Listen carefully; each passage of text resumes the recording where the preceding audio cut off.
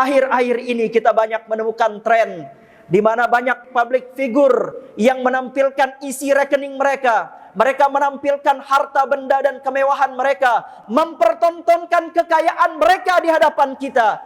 Lalu kemudian mereka lupa sesungguhnya harta benda mereka itu akan dihisab di hadapan Allah Subhanahu wa taala.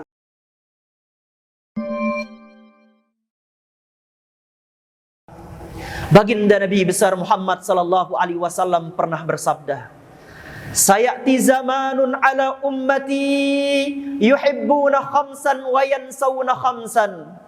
Baginda Nabi besar Muhammad sallallahu alaihi wasallam bersabda, akan datang suatu masa di tengah-tengah umatku di mana mereka mencintai 5 perkara dan mereka melupakan 5 perkara. Yuhibbuna dunya wa yansawna al-akhirah. Mereka cinta dunia dan melupakan akhirah. Wa yuhibbunal mala wa yansawunal hisab. Mereka cinta harta benda dunia lalu mereka melupakan hisab di hadapan Allah. Yuhibbunal makhluk wa yansawunal khaliq. Mereka cinta kepada ciptaan Allah namun melupakan sang pencipta yaitu Allah Subhanahu wa taala. Wa yuhibbunal qusur wa yansawunal qubur.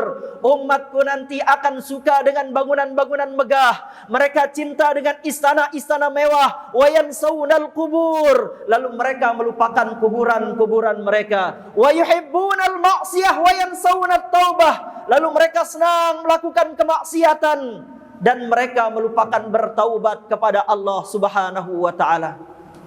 Baginda Nabi besar Muhammad sallallahu alaihi wasallam mengingatkan kita bahwa sesungguhnya pasti akan tiba masa di mana di tengah-tengah umat ini akan bertumbuh umat-umat baginda Nabi besar Muhammad sallallahu alaihi wasallam yang cinta akan 5 perkara dan mereka lupa akan 5 perkara. Yuhibbunad dunya wa yansawunal akhirah. Mereka akan sangat cinta terhadap dunia namun melupakan akhirat. Berapa banyak orang rela berdarah-darah mengejar dunia? Berapa banyak orang rela berkeringat dan meneteskan air mata demi mendapatkan dunia? Lalu mereka meninggalkan ibadah. Ketika panggilan azan berkumandang, suara-suara muazzin memanggil-manggil mereka agar mereka meninggalkan aktivitas dunia mereka. Namun mereka masih terbuai dengan urusan dunia. Mereka lebih memilih dunia daripada memilih akhirat. Seolah-olah dunia ini abadi, sementara akhirat itu bagi mereka adalah dongeng. Padahal sebenarnya dunia yang kita tempati ini adalah fana. Dunia yang kita tempati ini adalah kehidupan yang sementara. Kehidupan kita yang sesungguhnya adalah kehidupan akhirat. Kehidupan yang abadi, kehidupan yang kekal adalah kehidupan akhirat. Akan tiba masanya di tengah-tengah umat ini, kata baginda Nabi, di mana umat ini akan mencintai dunia lalu melupakan akhirat. Wa yuhibbunal mala wa yansawunal hisab. Akan datang masanya di tengah-tengah umat ini di mana umat Nabi Muhammad mencintai harta benda dunia lalu mereka melupakan hisab. Akhir-akhir ini kita banyak menemukan tren di mana banyak public figure yang menampilkan isi rekening mereka. Mereka menampilkan harta benda dan kemewahan mereka, mempertontonkan kekayaan mereka di hadapan kita. Lalu kemudian mereka lupa sesungguhnya harta benda mereka itu akan dihisab di hadapan Allah Subhanahu wa taala. Suatu ketika baginda Nabi sallallahu alaihi wasallam ketika berada di hadapan sahabatnya yang paling kaya yaitu Abdurrahman bin Auf, baginda Nabi mengatakan, "Wahai Abdurrahman bin Auf, nanti engkau akan masuk surga. Ketika kita nanti dibangkitkan di yaumil qiyamah, engkau nanti akan masuk surga dalam keadaan merangkak." Lalu kemudian Abdurrahman bin Auf, "Kenapa bisa begitu ya Rasulullah?" Ia bertanya pada Rasulullah, "Kenapa bisa terjadi itu ya Rasulullah?" Karena beratnya hisab yang akan engkau hadapi karena engkau telah dipilih menjadi orang kaya. Maka menangislah Abdurrahman bin Auf. Tiada henti-henti dia menangis. Lalu dia berdoa kepada Allah, "Ya Allah, ya Rabb, jadikan aku miskin ya Allah. Wafatkan aku dalam keadaan miskin." Begitulah Abdurrahman bin Auf berdoa kepada Allah. Namun tetap jua Allah memilih Abdurrahman bin Auf sebagai seorang sahabat yang kaya. Dan dia meninggal dunia dalam keadaan menjadi orang kaya, tetapi sudah mengimpakkan seluruh hartanya di jalan Allah Subhanahu wa ta'ala. Abdurrahman bin Auf, sahabat Rasulullah yang sangat kaya, yang kekayaannya seluas mata memandang. berdoa kepada Allah agar diwafatkan dalam keadaan miskin, karena betapa takutnya ia dengan hisab di hadapan Allah Subhanahu wa taala. Nabi Sulaiman adalah seorang nabi yang dijadikan oleh Allah taala sebagai nabi terkaya, akan dipilih menjadi nabi yang terakhir masuk ke dalam surga. Kenapa ia menjadi nabi terakhir yang masuk ke dalam surga? Karena Nabi Sulaiman alaihi salam akan melewati hisab demi hisab atas harta yang telah Allah anugerahkan kepadanya. Berapa banyak harta yang telah kita miliki hari ini? Suatu saat nanti harta-harta kita itu akan dihisab di hadapan Allah Subhanahu wa taala. Pernah ada satu kisah di mana ada seorang yang memiliki kapak. Dia hanya memiliki sebuah kapak yang ia gunakan untuk mencari kayu bakar di hutan. Lalu kemudian ketika ia meninggal dunia, setelah dia dikuburkan di makamnya, ada seorang ulama bermimpi bahwa orang yang memiliki kapak tadi yang digunakan untuk mencari kayu bakar di hutan dihisab oleh Allah Ta'ala, diberikan pertanyaan demi pertanyaan oleh malaikat, hanya karena satu kapak yang dimilikinya. 40 hari 40 malam dia melewati pertanyaan di dalam kuburnya. Maka tanyakan kepada diri kita, sudah berapa banyak harta yang kita tumpuk di rumah kita? Sudah berapa banyak harta yang kita gunakan dalam hidup kita? Maka itu nanti akan dihisab di hadapan Allah Subhanahu wa taala. Lalu kemudian baginda Nabi sallallahu alaihi wasallam bersabda, "Wa yuhibbunal makhluq wa yansawunal khaliq." Akan tiba masanya umat ini mencintai ciptaan Allah lalu melupakan Sang Pencipta. Berapa banyak di antara kita yang keluar rumah berangkat pagi pulang malam untuk mencari rizki, lalu kita lupa siapa yang memberikan kita rizki.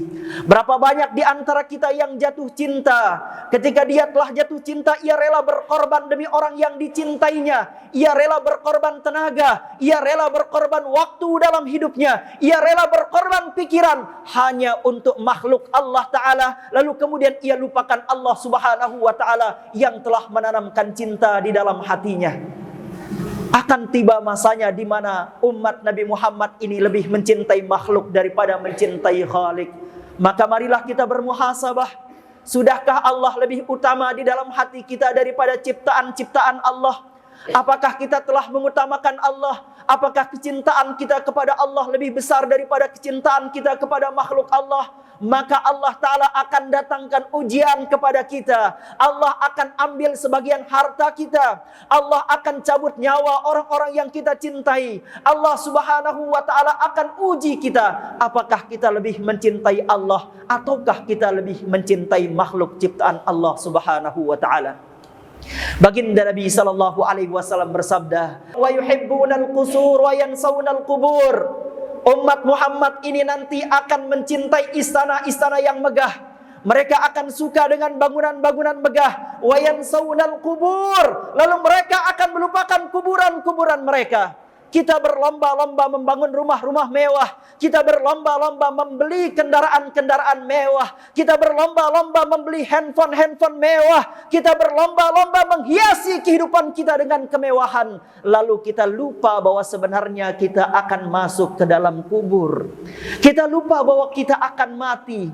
Seolah-olah kehidupan dunia ini kita rasakan abadi. Padahal sebenarnya sebentar lagi, tidak lama lagi kehidupan kita di dunia. Semua kita ini pasti mati.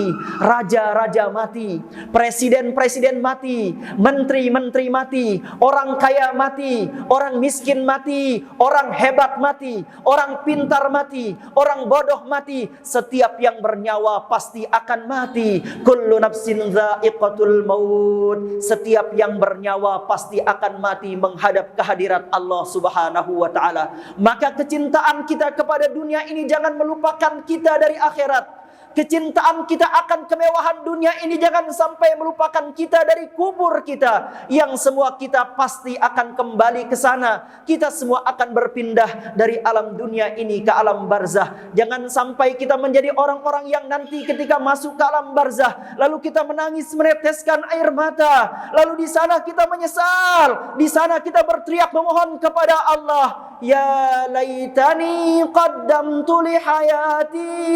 Jangan sampai kita menyesal, ya Allah, aku telah menyia-nyiakan hidupku di dunia ya Allah. Lalu kemudian kita berdoa kepada Allah, Rabbi laula akhartani ila ajalin qarib fa asaddaqa wa akum minas salihin. Ya Allah, kalau begini ngerinya azab kubur ini ya Allah, kalau begini dahsyatnya alam barzah ini ya Allah, Rabbi laula akhartani ila ajalin qarib. Semua orang yang berada di alam barzah meminta kepada Allah, ya Rabb, kembalikan aku sebentar saja ya Allah, balikin aku sebentar saja ke dunia ya Allah. Fa as-saddaqa, aku akan sedekah ya Allah, wa akum minas salihin, dan aku akan menjadi orang yang saleh ya Allah. Maka sebelum kita berpindah ke alam barzah, sebelum kita wafat, sebelum kita masuk ke dalam kubur kita, marilah kita meletakkan Allah di dalam hati kita. Marilah kita perbanyak beramal saleh. Marilah kita mengisi waktu-waktu dalam hidup kita dengan meningkatkan ketakwaan kita kepada Allah Subhanahu wa taala. Lalu baginda Nabi sallallahu alaihi wasallam bersabda, "Wa yuhibbunal ma'siyah wa yansawunat taubah." Umat ini nanti akan banyak melakukan maksiat, lalu mereka lupa bertaubat. Maksiat-maksiat seluruh umat Nabi sebelum Nabi Muhammad berkumpul pada umat Nabi Muhammad. Dulu ketika umat Nabi Lut melakukan homoseksual, laki dengan laki-laki, perempuan dengan perempuan, lalu Allah turunkan azab, Allah bolak-balikkan bumi, yang di dalam Allah jadikan di luar, maka terjadi likuifaksi yang dahsyat ketika umat Nabi Lut alaihi salam pada saat itu melakukan homoseksual. Sekarang homoseksual terjadi pada umat Nabi Muhammad, lesbian terjadi pada umat Nabi Muhammad, mengkonsumsi minuman keras terjadi pada umat Nabi Muhammad, narkoba banyak beredar di zaman umat Nabi Muhammad, berbagai maksiat terjadi di tengah-tengah umat Nabi Muhammad. Andai Nabi tidak berdoa, andai Nabi tidak memohon agar azab tidak segera diturunkan di umat ini, maka niscaya kita semua ini akan binasa karena dahsyatnya azab Allah Subhanahu wa taala. Maksiat adalah merupakan fitrah manusia. Kita semua bukan malaikat yang tidak pernah bermaksiat. Semua kita memiliki dosa. Semua kita pasti pernah berbuat maksiat. Namun Allah Ta'ala senantiasa membuka pintu taubatnya. Marilah kita bertaubat kepada Allah. Maksiat kita lakukan, bertaubat lagi kepada Allah. Maksiat kita lakukan, bertaubat kepada Allah. Maksiat kita lakukan, kembali lagi kita bertaubat kepada Allah. Karena sesungguhnya pintu taubat Allah senantiasa terbuka. Berapa banyak pun maksiat yang kita perbuat, berapa banyak dosa yang kita lakukan, niscaya Allah Ta'ala mengampuni dosa demi dosa yang kita lakukan, karena sesungguhnya Allah Ta'ala Maha Penerima Taubat. Allah